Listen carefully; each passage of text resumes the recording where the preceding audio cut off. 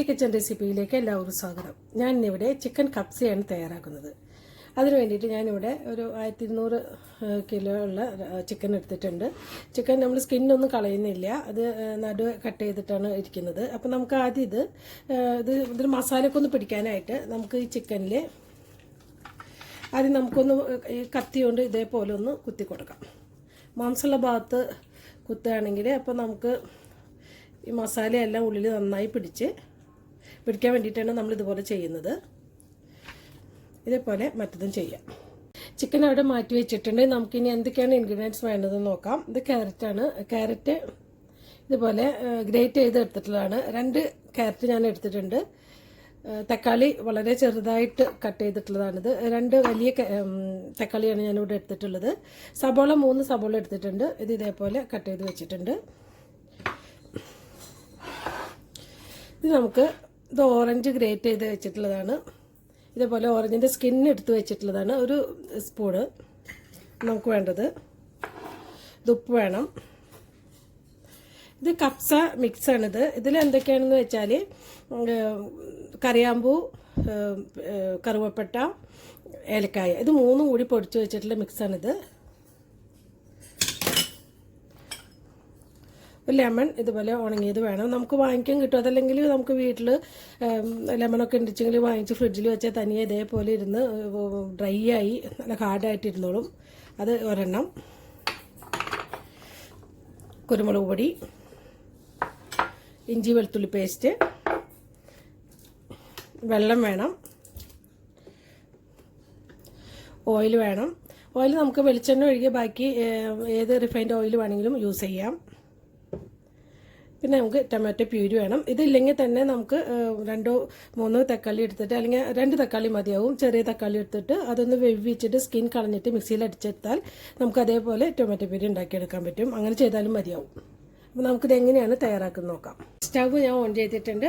ഇതുപോലൊരു fry pan വെച്ചിട്ടുണ്ട്. നമുക്കിതിലോട്ട് 1/3 കപ്പ് ഓയിൽ ഒഴിച്ച് കൊടുക്കാം. എന്ന് വെച്ചാൽ 5 ടേബിൾ സ്പൂണോളം വരും.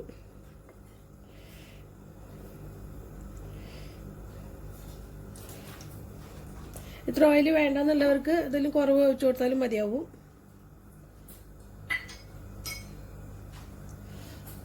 എണ്ണ ചൂടായിട്ടുണ്ട്. നമുക്കിതിലോട്ട് അരിഞ്ഞു വെച്ച സബോള ഇട്ട് കൊടുക്കാം.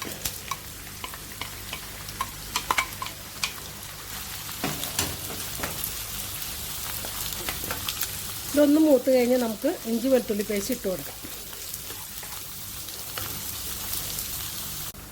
സബോള ഇവിടെ നന്നായി സോഫ്റ്റ് ആയിട്ട് നല്ല ട്രാൻസ്പെറൻറ്റ് കളറായിട്ടുണ്ട്. നമുക്കിതിലോട്ട് 1 ടേബിൾ സ്പൂണ് ഇഞ്ചി വെളുത്തുള്ളി പേസ്റ്റ് ഇട്ട് കൊടുക്കാം.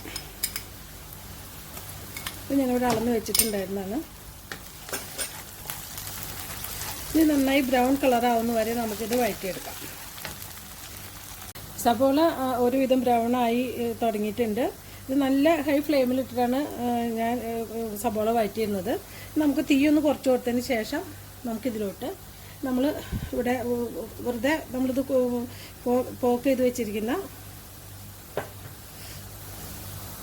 സബോള ഇവിടെ ബ്രൗൺ കളറായിട്ടുണ്ട്. നമുക്കിതിലോട്ട് ഈ ചിക്കൻ ഇട്ട് കൊടുക്കാം.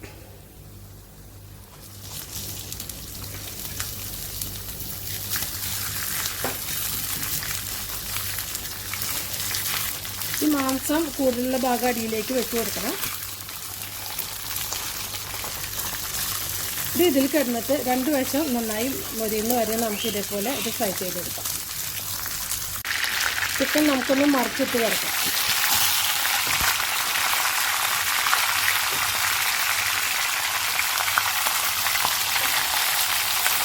ഈ മറ്റേ വശം ഇതേപോലെ മൊരിയുന്ന വരെ നമുക്ക് ഇത് ഫ്രൈ ചെയ്തെടുക്കാം. 5 മിനിറ്റായി ഇതിവിടെ ഫ്രൈ ചെയ്യാൻ തുടങ്ങിയിട്ട്. നമുക്കിനി ഇതിലോട്ട് 1 ടേബിൾ സ്പൂണ് കപ്സ മിക്സ് ചേർത്ത് കൊടുക്കാം. നമ്മൾ ഗ്രേറ്റ് ചെയ്തിട്ടുള്ള ഓറഞ്ചിൻ്റെ തൊലിയാണിത്. ഇത് മൂസമ്പി ആയാലും കുഴപ്പമൊന്നുമില്ല. 1 ടീസ്പൂണ് കുരുമുളക് 1 ടേബിൾ സ്പൂണ് നമുക്ക് എരിവിനനുസരിച്ച് ഇട്ട് കൊടുക്കാം.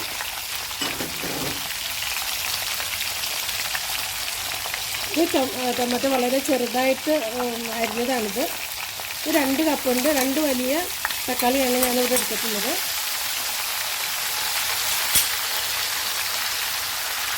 ഇത് നമുക്ക് വേണ്ടത് ടൊമാറ്റോ പ്യൂരിയാണ്. നമുക്ക് 2 ടേബിൾ സ്പൂണോളം ഇട്ട് കൊടുക്കാം.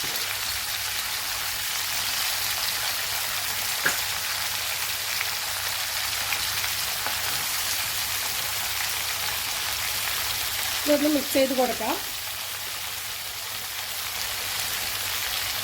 നമുക്കിതിലോട്ട് വെള്ളം ഒഴിച്ചു കൊടുക്കണം. ഈ ചിക്കൻ വേവാൻ ആവശ്യമായ വെള്ളം നമുക്കിതിലേക്ക് ഒഴിച്ചു കൊടുക്കാം.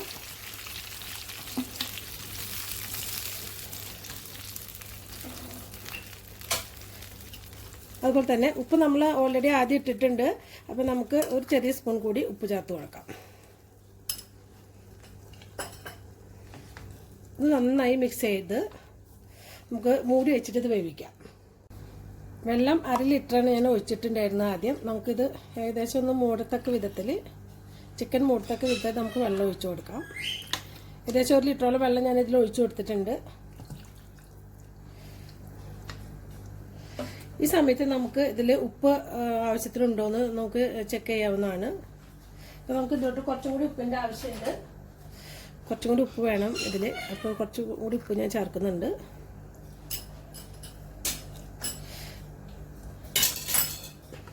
ഇത് 2 കയ്യിൽ വെച്ചിട്ടാണെങ്കിൽ നമുക്ക് കുറേയും കൂടി ഇതൊന്ന് മിക്സ് ചെയ്യാൻ എളുപ്പമാണ്. അല്ലെങ്കിൽ ഇത് രണ്ടും മൊത്തം കിടന്ന് കറങ്ങേ ഉള്ളൂ. ഇത് മിക്സ് ചെയ്തതിന് ശേഷം നമുക്കിത് കവർ ചെയ്യാം. ഇത് നമുക്ക് കവർ ചെയ്യാം. അതുപോലെ തന്നെ ഇത് ഇടയ്ക്കൊന്ന് ഇളക്കി കൊടുക്കണം. ഒരു ചിക്കൻ വേവുന്ന വരെ നമുക്കിത് വേവിച്ചെടുക്കാം. ഒരു 20 തൊട്ട് 25 മിനിറ്റ് വരെ ഇത് വേവാൻ ആവശ്യമുണ്ടാവും. നമുക്കിത് കവർ ചെയ്ത് കൊടുക്കാം. ഇതിലോട്ട് ഈ ലെമൺ കൂടി ഇട്ട് കൊടുക്കേണ്ടതുണ്ട്. അടച്ചു വയ്ക്കാം. ഒരു 25 മിനിറ്റായി ഇതിവിടെ വേവാൻ തുടങ്ങിയിട്ട്. അപ്പോൾ നമുക്കിത് ചിക്കൻ നന്നായി വെന്തിട്ടുണ്ട്. ഈ ചിക്കൻ നമുക്കൊരു പാത്രത്തിലോട്ട് മാറ്റണം.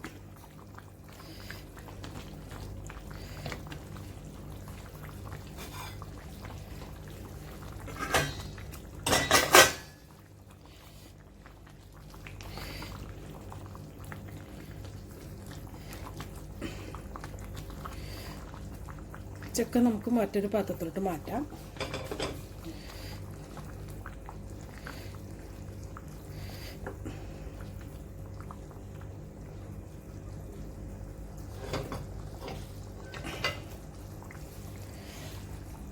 നമുക്കിനി ഇതിലോട്ട് അരി ഇട്ട് കൊടുക്കാം. ഇതേപോലത്തെ ഗ്ലാസ്സിൽ 3 ഗ്ലാസ് അരിയാണ് ഞാനിവിടെ എടുത്തിട്ടുള്ളത്. നിങ്ങൾക്ക് എത്രയാണ് റൈസ് ആവശ്യമെങ്കിൽ അതിനനുസരിച്ചുള്ള റൈസ് എടുക്കാം. ഇതൊരു 15 മിനിറ്റ് വെള്ളത്തിൽ സോക്ക് ചെയ്ത് വെച്ചിട്ടുണ്ടായിരുന്ന റൈസാണിത്. അപ്പോൾ നമുക്കിതിലേക്ക് ഇട്ട് കൊടുക്കാം. അപ്പോൾ 3 ഗ്ലാസ് എന്ന് പറയുമ്പോൾ 6 ഗ്ലാസ് ഗ്രേവി നമുക്കിതിൽ ആവശ്യം വരും. പിന്നെ ശ്രദ്ധിക്കേണ്ട ഒരു കാര്യം എന്താണെന്ന് വെച്ചാൽ ഈ ഗ്രേവി സാധാരണ നമ്മൾ വെള്ളത്തിൽ വേവിച്ചെടുക്കുന്ന പോലെയല്ല. അത് ഗ്രേവിക്ക് കട്ടി കൂടുതലായതുകൊണ്ട് പെട്ടെന്ന് അരിയിൽ പിടിക്കാൻ സാധ്യതയുണ്ട്. അപ്പോൾ 1 മിനിറ്റ് നമ്മൾ ഹൈ ഫ്ലെയിമിൽ ഇട്ടതിന് ശേഷം ചെറു തീയിലിട്ടിട്ട് വേണം ഇത് വേവിക്കാനായിട്ട്. അതിന് ശേഷം നമുക്കത് 1 മിനിറ്റ് ഹൈ ഫ്ലെയിമിൽ ഇട്ടതിന് ശേഷം നമുക്കത് മൂടി വെച്ച് വേവിക്കാം. നമുക്കിനി ഇതിലോട്ട് ഗ്രേറ്റ് ചെയ്ത് വെച്ചിരിക്കുന്ന ക്യാരറ്റ് ഇട്ട് കൊടുക്കാം. 2 ക്യാരറ്റാണ് ഞാനിവിടെ എടുത്തിട്ടുള്ളത്. അത്യാവശ്യം മീഡിയം വലിപ്പമുള്ള ക്യാരറ്റാണ് അത്. ഇതും കൂടി ഇതിൽ നമുക്ക് മിക്സ് ചെയ്ത് കൊടുക്കാം. അപ്പോൾ നിങ്ങൾ ഏത് ഗ്ലാസ്സിലാണോ നിങ്ങൾ അരി എടുക്കുന്നത് അതിനേക്കാൾ ഇപ്പോൾ 1 ഗ്ലാസ് ആണെങ്കിൽ 2 ഗ്ലാസ് വെള്ളം ആ ഗ്രേവിക്ക് അനുസരിച്ചിട്ട് വേണം ഇതിൽ നമ്മൾ വെള്ളം ഒഴിച്ചു കൊടുക്കാനായിട്ട്. ഇനി കൂടുതൽ വെള്ളം വേണമെന്നുണ്ടെങ്കിൽ തിളച്ച വെള്ളം മാത്രമേ ഇതിൽ ഒഴിച്ചു കൊടുക്കാൻ പാടുള്ളൂ.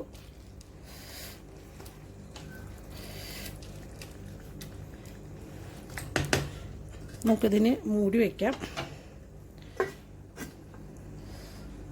ഈ റൈസ് വേവുന്ന സമയം കൊണ്ട് നമുക്കൊരു ഫ്രൈ പാനിൽ ഒരു 2 ടേബിൾ സ്പൂണോളം ഓയിൽ ഒഴിച്ചു കൊടുക്കാം. അത് നമുക്ക് ചിക്കൻ ഒന്ന് ഗ്രില്ല് ചെയ്തെടുക്കാനുണ്ട്. അത് ഓവനിലുണ്ടെങ്കിൽ ഒരു 10-15 മിനിറ്റ് ബേക്ക് ചെയ്താലും മതിയാവും.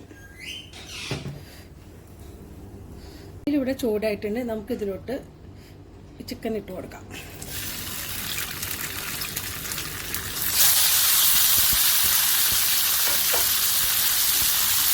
ലോ ഫ്ലെയിമിൽ ഇട്ടിട്ട് വേണം ഇത് ബേക്ക് ചെയ്തെടുക്കാനായിട്ട്.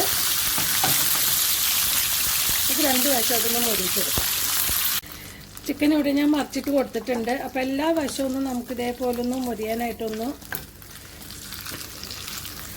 ഇതേപോലെ ഒന്ന് ചേർച്ചിട്ട് കൊടുക്കാം. ഇതേപോലെ ഈ വശമൊക്കെ ഒന്ന് മൊരിയാനായിട്ട്. അതിനുശേഷം നമുക്ക് പാത്രത്തിൽ നിന്ന് മാറ്റാം. ചിക്കൻ്റെ എല്ലാ വശവും ബേക്കായിട്ടുണ്ട്. നമുക്കിതൊരു പാത്രത്തിലോട്ട് മാറ്റാം.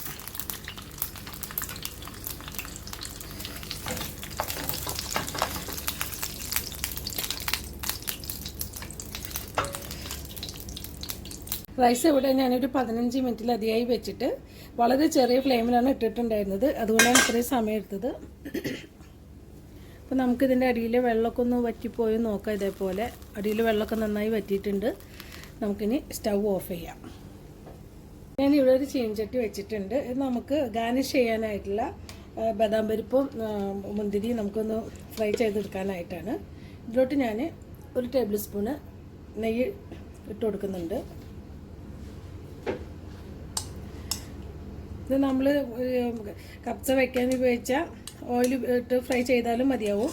കുറച്ച് ടേസ്റ്റ് കൂടുതലാവാൻ വേണ്ടിയിട്ടാണ് ഞാനിവിടെ നെയ്യ് ഇട്ടത്. ഇത് ബദാം പരിപ്പാണ്. ഇത് കുറച്ച് നേരം നമ്മൾ വെള്ളത്തിൽ ചൂടുവെള്ളത്തിൽ ഒരു 10-15 മിനിറ്റ് നേരം ചൂടുവെള്ളത്തിൽ ഇട്ട് കഴിഞ്ഞാൽ നമുക്ക് അതിൻ്റെ സ്കിന്നെടുത്ത് കളയാൻ പറ്റും. പിന്നെ നടുവേ സ്പ്ലിറ്റ് ചെയ്തതാണിത്. ഇത് ഓപ്ഷനിലാണ്. ഇത് ഗാർണിഷ് ചെയ്യാൻ വേണ്ടി മാത്രമാണ്. അപ്പോൾ നമുക്കത് വീട്ടിലുള്ളവർ ഇത് ചെയ്യുക. അതല്ലാണ്ട് വെച്ചെങ്കിൽ അണ്ടിപ്പരിപ്പ് നട്ട്സ് ആയാലും മതിയാവും. അതില്ലാത്തതില്ലെങ്കിലും കുഴപ്പമൊന്നുമില്ല.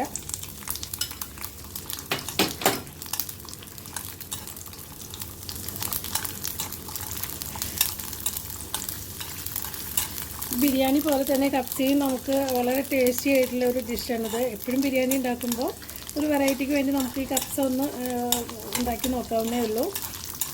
അപ്പോൾ എൻ്റെ വീഡിയോകളൊക്കെ ഇഷ്ടപ്പെടുന്നവരാണെങ്കിൽ സബ്സ്ക്രൈബ് ചെയ്യാൻ മറക്കരുത്. ബെൽ ഐക്കൺ പ്രസ് ചെയ്യാനും മറക്കരുത്. എന്നാലേ ഞാനിരുന്ന പുതിയ വീഡിയോകളൊക്കെ നിങ്ങൾക്ക് കാണാൻ പറ്റുള്ളൂ. ഇതൊന്ന് മൂത്ത് കഴിഞ്ഞാൽ നമുക്ക് ജസ്റ്റ് ഒന്ന് കളർ ചേഞ്ച് ആയി കഴിഞ്ഞാൽ നമുക്ക് ഇതിലോട്ട് മുന്തിരി ഇട്ട് കൊടുക്കാം.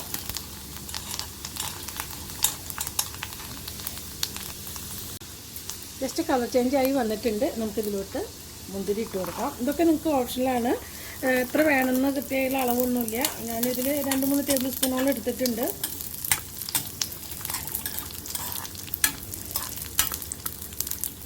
ഈ മുന്തിരി ഒന്ന് പൊങ്ങി വന്നാൽ നമുക്ക് ഇത് ഓഫ് ചെയ്യാം. മുന്തിരി ഇവിടെ ആയിട്ടുണ്ട്. നമുക്കിതിൽ നിന്ന് മാറ്റാം.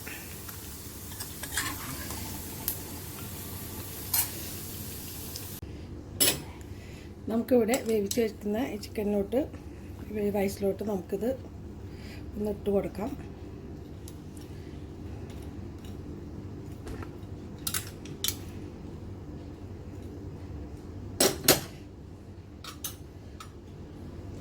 ശേഷം നമുക്ക് ഈ ചിക്കൻ്റെ പീസുകൾ ഇതിലോട്ട് വെച്ച് കൊടുക്കാം. നമ്മളിത് സെർവ് ചെയ്യുന്ന സമയത്ത് നമുക്ക് ചിക്കൻ ചെറിയ പീസുകളാക്കിയിട്ട് ഇത് കട്ട് ചെയ്തിട്ട് വേണം നമ്മൾ ഓരോ പ്ലേറ്റിലും ഇട്ട് കൊടുക്കാനായിട്ട്.